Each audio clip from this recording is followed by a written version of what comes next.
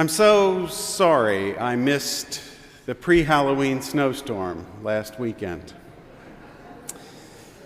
Record early snowfall, trees down, power out, roads closed.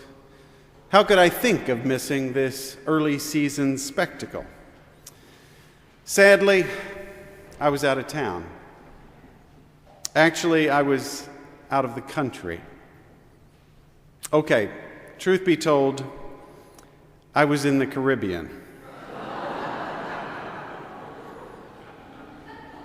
You know, sunshine every day, cool breezes, soft sand, that Caribbean. Make no mistake, I had no choice. Last November, my wife Holly and I planned a trip to the Caribbean to celebrate our 10th wedding anniversary. As many of you know, Holly broke her leg last October, and we had to postpone our anniversary trip. The airline tickets were good for a year. If we hadn't rescheduled our trip and traveled by last weekend, they would have expired.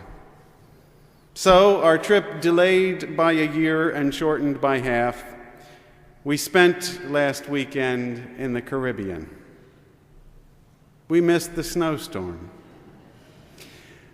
I'm pleased to report, however, that we had a great time. A long weekend may seem too brief an interlude to mark the end of a decade in a marriage that's now just a dozen days shy of 11 years. Even so, it was a time to look back and remember, and to look forward and anticipate, to reflect on where we've been as a couple and where we wish to go. It was a time to admit the shortcomings in our relationship and our lives, and to refocus and recommit. A long weekend away is also a good time to catch up on some reading.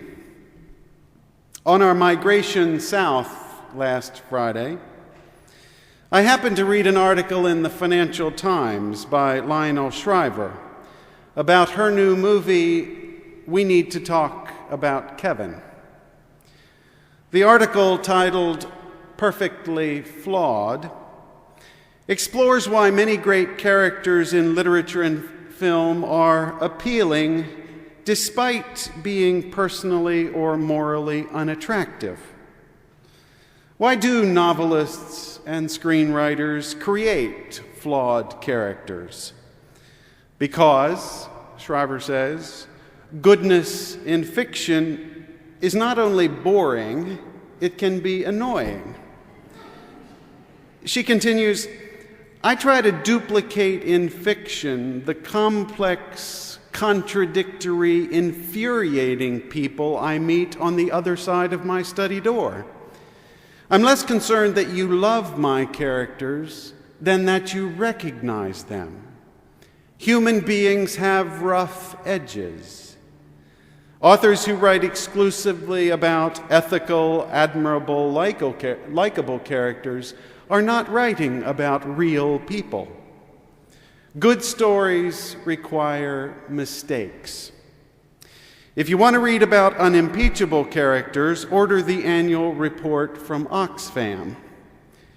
If you want to read about difficult, complicated, maddening characters who remind you of people you know, who remind you, if you're honest, of yourself, read Shakespeare and Tolstoy and Updike and Woolf. And, presumably, Shriver would say, watch, We Need to Talk About Kevin. Whether in film or in fiction, characters can be flawed by nature or by nurture. They can be flawed by their own choice or by their circumstance. When I started digging out the books I had taken along for the weekend, I began to see a pattern. One book was about a pianist who couldn't see.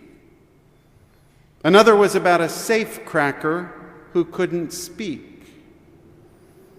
A third was about an attorney who couldn't imagine he was mistaken. The book about the attorney is titled The Woman in Black by Susan Hill. A perilously self-assured young solicitor named Arthur, in his quest to read only the hard evidence in a particular case, fails to read the room, to heed the counsel and follow the instincts of people whose lives have been devastated by a series of implausible events. By the time Arthur starts paying attention to the rest of the story, his life too has been destroyed. The question is whether he can somehow exorcise the ghost of his own arrogance and, as he puts it, finally be free of it for whatever life remains for me to enjoy.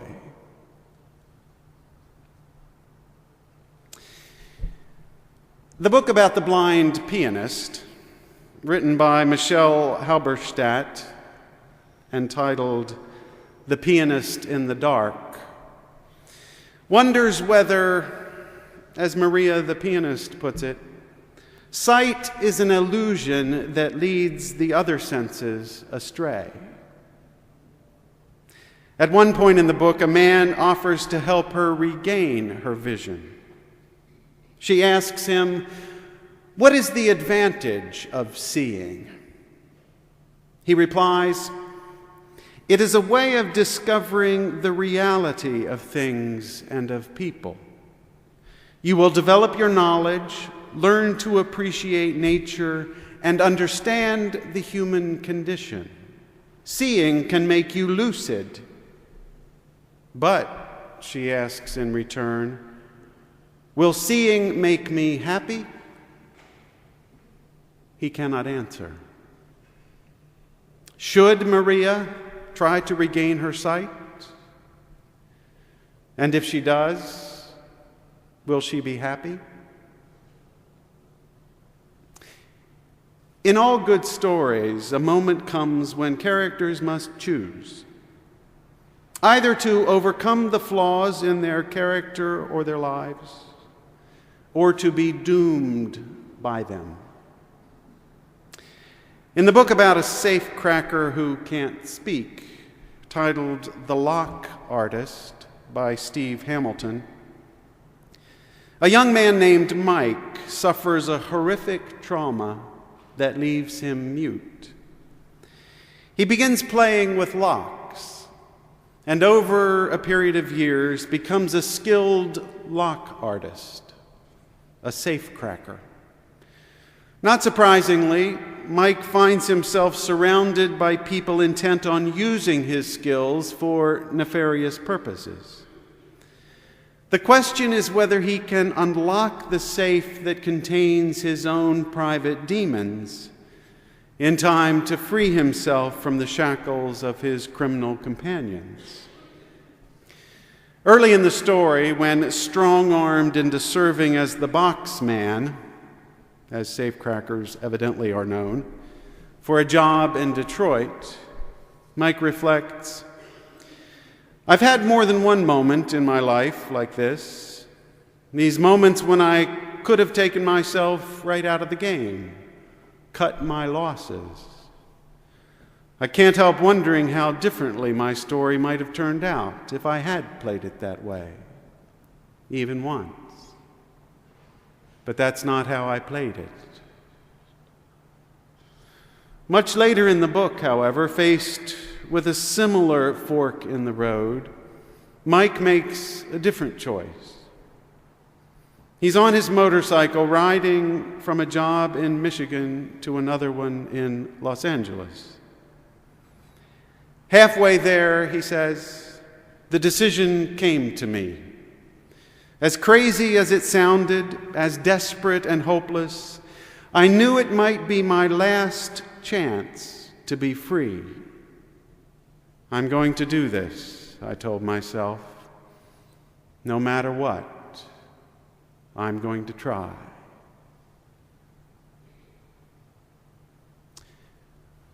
Good stories portray difficult, complicated, and maddening characters who remind us of people we know, who remind us, if we're honest, of ourselves.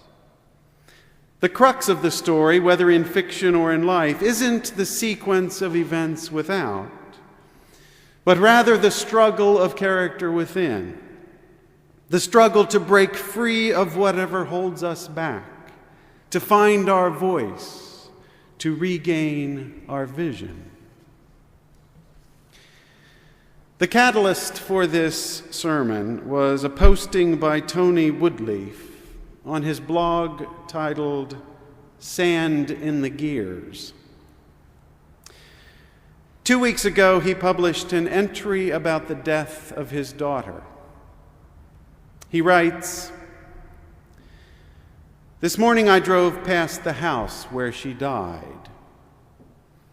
I saw the awning over the window I would look out for hours each day, holding her in my lap, feeding her a sip at a time through her tumor-clenched teeth, because we couldn't let her starve the way they said we should. I drove past that house, and I imagined it was 12 years ago, and I wondered what would happen if I knocked on the door and a younger me answered. Would I listen to these words? That it will be worse than you can imagine? That nothing will be like you imagine? That you can burn down your marriage and your friendships and set your very soul aflame in fury, and none of it will heal you? Because while the rest of your life is tinder, that hole shot straight through the center of you can never be burned away. This is what I learned. Suffering doesn't make you noble. Suffering is a burden and a wound and a gift even, but what you do with it, well, that's on you, no matter how you rage at the sky. This is what I've learned. And maybe I haven't learned it too late. Maybe it's not too late. I can't go back there and make that man listen. Can't yank him back from the precipice. So I'll whisper it to this man and to you, those of you who need to hear it, that it's not too late.